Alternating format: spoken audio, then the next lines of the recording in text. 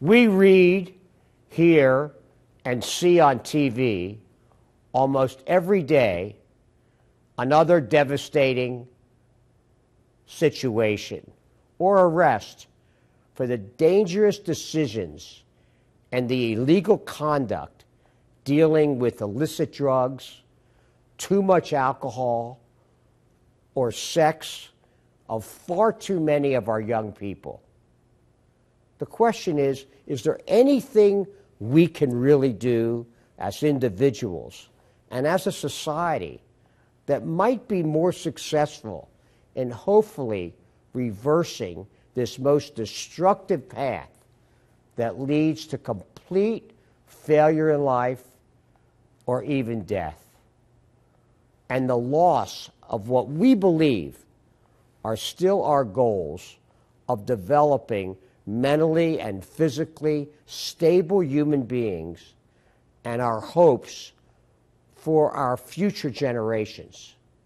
As just one example of the complete downfall of any responsible thinking and being totally out of control, 2 young men out of the 4 that were arrested were already convicted of brutally gang raping an unconscious co-head at Vanderbilt University in front of other students who did nothing but stand around and watch with admiration.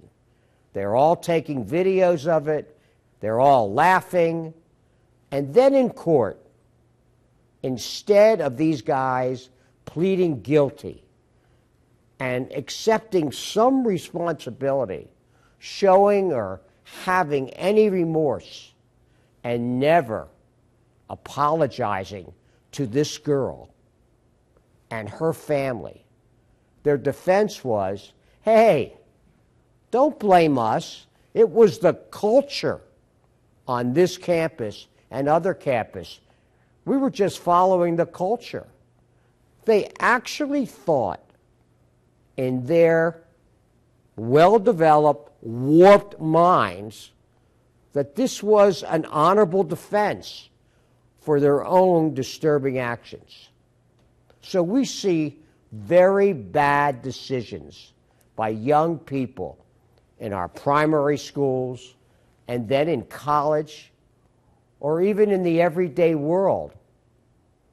And we also see the increasing twisted thinking that even when bad decisions are made by young people, not accepting personal responsibility for their actions. So what can we all try to do for the future of our most precious gifts, our kids? Well, it starts at home. Not when kids start even the first grade, but even before that. And it is an ongoing job of parents, teachers, and social service workers, and all people having some contact with the kids until they are adults.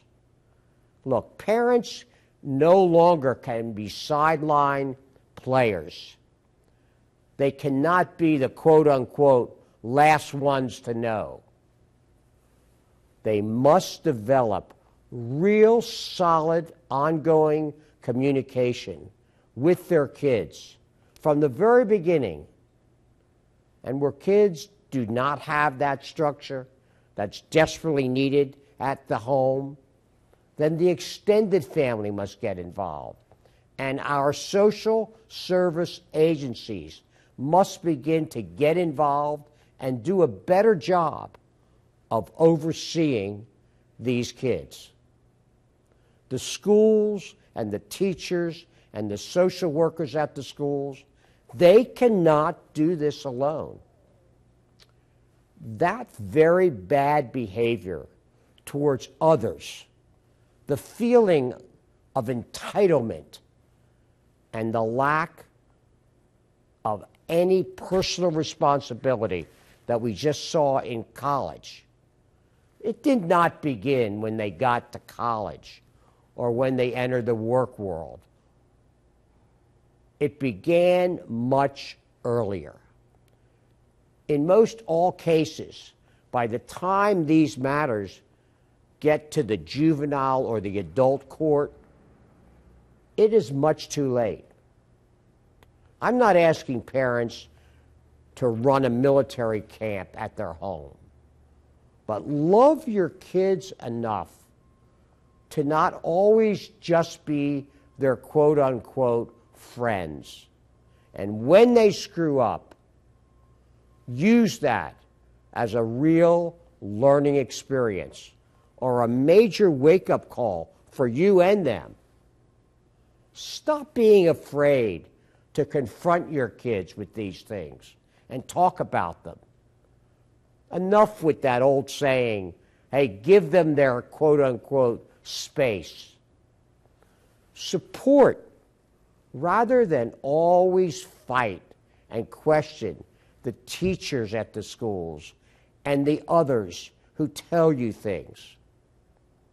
The basic classroom courses are certainly essential, but just as important, and maybe even more important, is teaching our kids to be good citizens, caring people, and respect for themselves and others.